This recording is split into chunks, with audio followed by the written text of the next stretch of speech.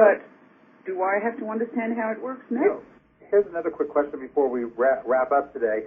I've got Bob in, let's see, I can't really discern his city. I think it's in Iowa. And Bob said he was concerned about how he could make the case. His company has adopted the Agile development methodology, and what he says is that that's created a, if you can't get it done in 90 days or less kind of thing, that management doesn't want to hear about it.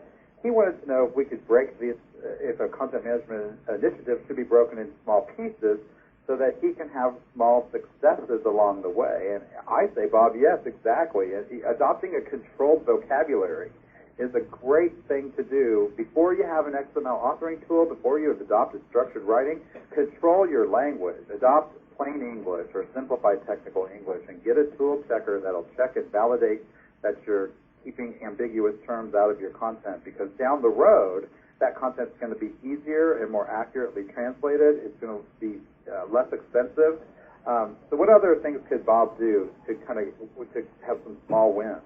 Well, one of the things that I certainly suggest he do some research into, and increasingly content management system vendors are thinking about or moving to that model where you have a hosted system. They send in kind of a content management SWAT team that, I mean, there's one company that I believe does it in 30 days. We'll get you 30 days up and running in a completely controlled, structured authoring content management environment, and you can basically just leave it all up to them. So that's one extreme. The other extreme is a process where everybody in the organization is involved in it, and it's, you know, you take it in small steps and so on.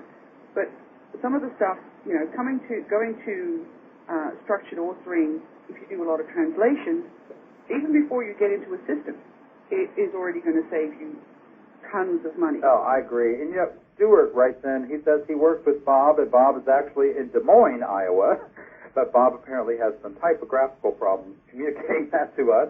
But he says that he thought about trying to move to modular content first and maybe kind of start mapping out what their ideal content life cycle is going to look like in the long run. I say that's also a really good first step. And you could start to measure how you do things today and report back to your boss all of these metrics. Things like, how many times do people actually search for information in your department and can't find it? How long do they spend looking? You know you've got people in your department like this. I have in my past. There's always the guy that just can't stop looking. He knows it's in there somewhere, and now that he can't find it, he's just going to search all day until he finds it. And then there's the people who search, they can't find it, so they recreate it. And if you could just capture some of those metrics along the way, maybe every meeting when you hear somebody complain, challenge them to go back and create some metrics. How many times do you have to do this thing that irritates you?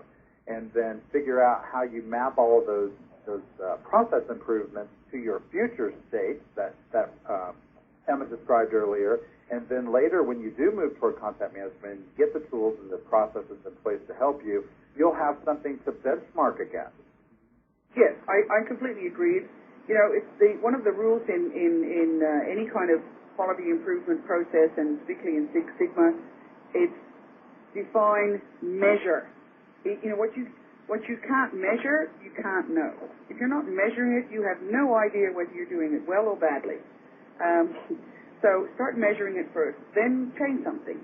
Then measure how that has improved the situation or how that has suddenly saved you money.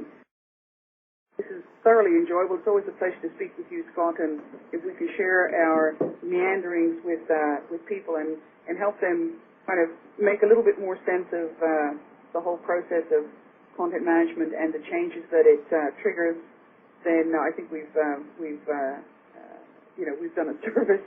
I hope that we get lots more questions, because I can understand that and obviously, and you will understand that we haven't been able to answer all the questions that came through, but we've taken the major ones, and anything else that you'd like to know, if you feel that your question when you posed it didn't actually get answered, please contact us after the show.